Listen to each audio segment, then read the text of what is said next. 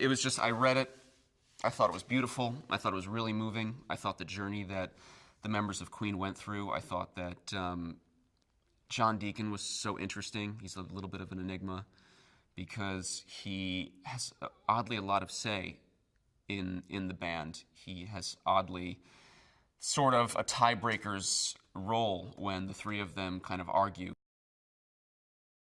As long as you can make the words that you say and the scenes that you have fit those, again, sort of macro things that you know about him, I think that's sort of the way in to playing a character who is alive and is well known and who people are going to have strong opinions about.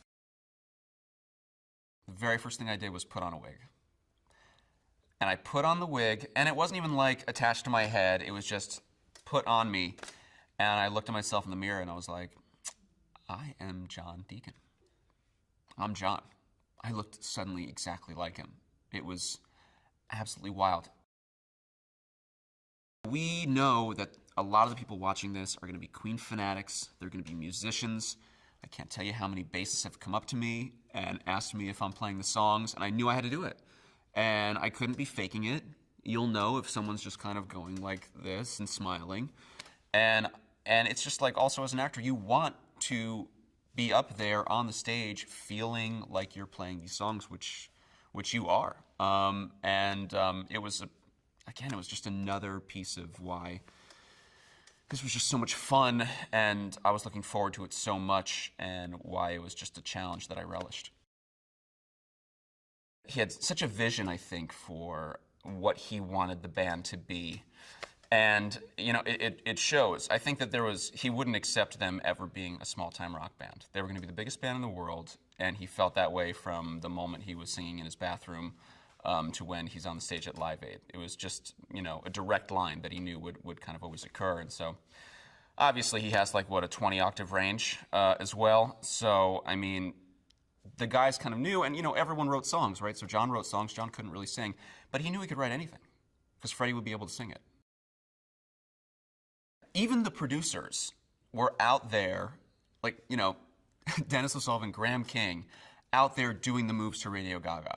They were like, all we need is Radio Gaga. I'm like, these are guys, Scorsese's producer is out there doing the moves to Radio Gaga for us, to give us, like, the motivation and to, like, get us into it. It was like that kind of thing where you just felt like the whole team was together and loving it, and you were there, and it was big, and you were there for, like, this, like, reason that was bigger than yourself.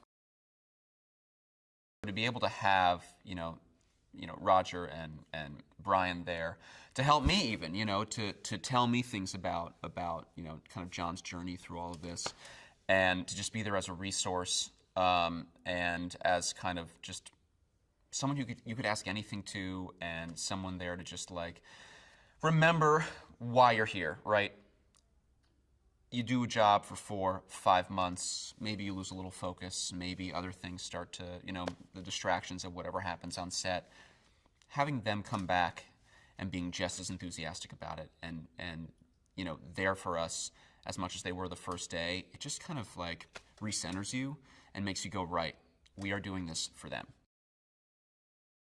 To have Freddie Mercury as your lead vocalist who can sing at anything. And by the way, Roger Taylor can also hit, you know, a note that breaks glass and, you know, makes dogs shriek. To load that up also with Brian May's kind of, like, smooth, more soulful voice, and that 3-part harmony comes out, it's an unmistakable sound that the moment you hear, you say Queen.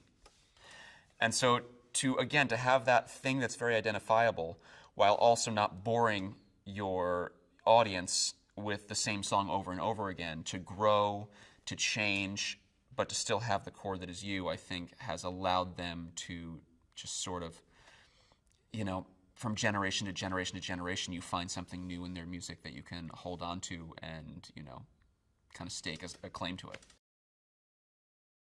It's fun, it's light, it's funny, but then, that's undercut by these moments of drama. And just when you kind of maybe can't take that anymore, there's levity, and something comes back up. And so hopefully you kind of go through that entire journey when you watch the movie and you leave just wanting to get in your car and blast Queen with the windows down.